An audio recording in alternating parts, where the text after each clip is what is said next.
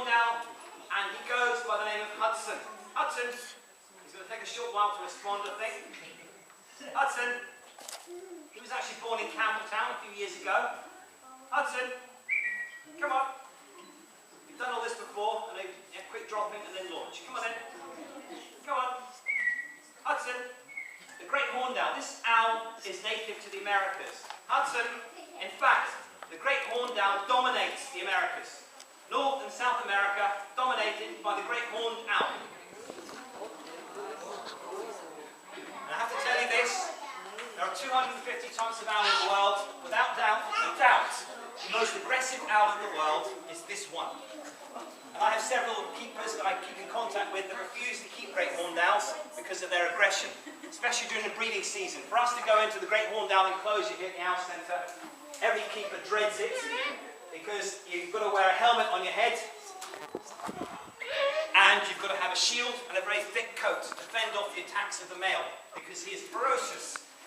And a colleague of mine, in actual fact, was a bit too careless going into an apiary, and he was actually knocked unconscious by one of these. So just to let you know, the impact of these birds is quite something else.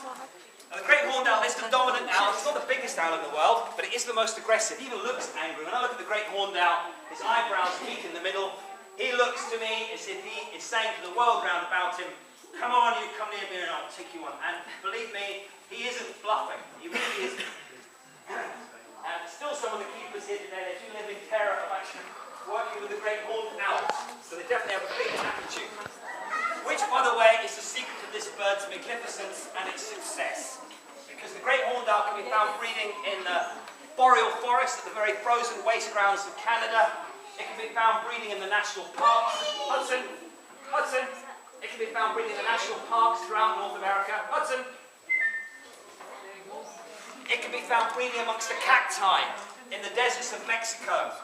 And it can be found breeding on the edges of the Amazonian rainforest. So all the way from the top of Canada, Alaska, Hudson to Tierra del Fuego, the southern tip of South America, dominated by this bird. Hudson. And how it does it is by having a ferocious appetite and being willing to tackle anything that moves. I'll give you an illustration of the kind of diet, the things that this owl eats. I'll give you only an example. I'll take you through some of the 250 prey species recorded for the great horned owl. I think you'll have a healthy respect for this bird, without any doubt, by the time we've got through the list.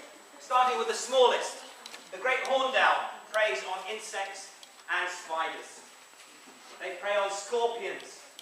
Hudson, wait, Hudson, Hudson. I told you to be a bit distracted today. Hudson, come on.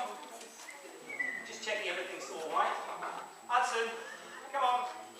They prey on voles, on mice, on rats. Hudson, on gophers, on squirrels, on mink. Hudson, wait, come on. On opossums. Undoubtedly snatching small monkeys off the side of trees of South America.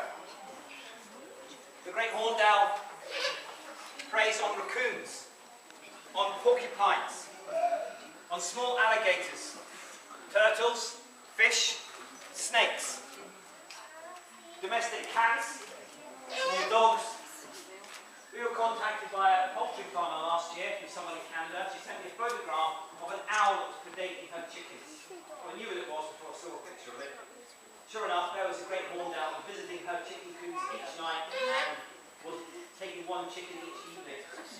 And I said, really, the only option she had would be to either put her chickens away or preferably cover the actual chicken run, because really that great horned owl is going to be back at regular intervals until she has no chickens left. Here, Hudson, Hudson, wait, Hudson.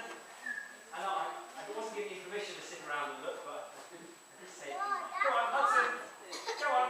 I've not finished the list yet, by the way. Hudson, as far as birds are concerned, the great horned owl will prey on all sorts of birds, pigeons, ducks, crows. Hudson, hurry, come on.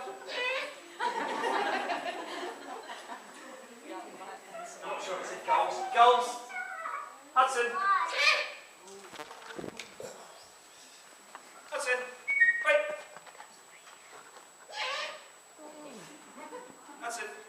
Here. Hudson. Wait. Hudson. Here. Wait.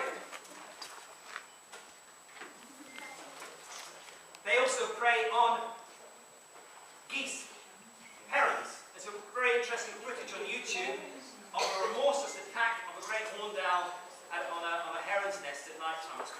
It's quite troubling because the heron's sitting atop of a tree, a big animal, and it doesn't know which angle the great horned owl's coming out from because it's dark, and the poor heron's up on its haunches trying to protect itself as the great horned owl is going at it from every single angle. Here, Hudson!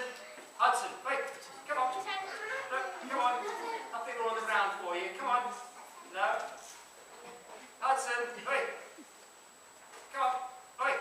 Back here! Hudson! Come on! They kill all other birds of prey. Any bird of prey the great horned owl will have a go at. They kill all other owls. They will kill.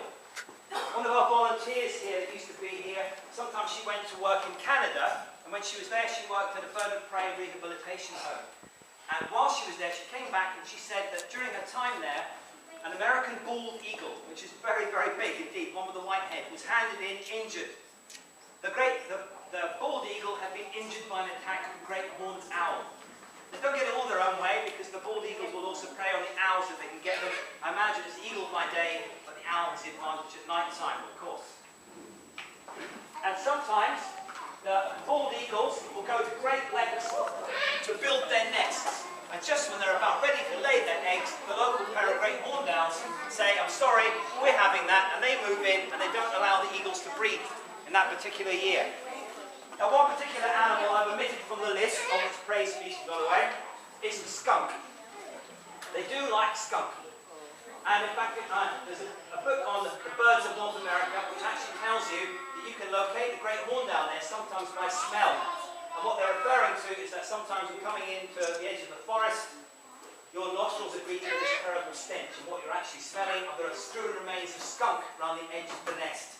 So clearly they've got a different set of taste buds than we have. And I have to say this, that I've even heard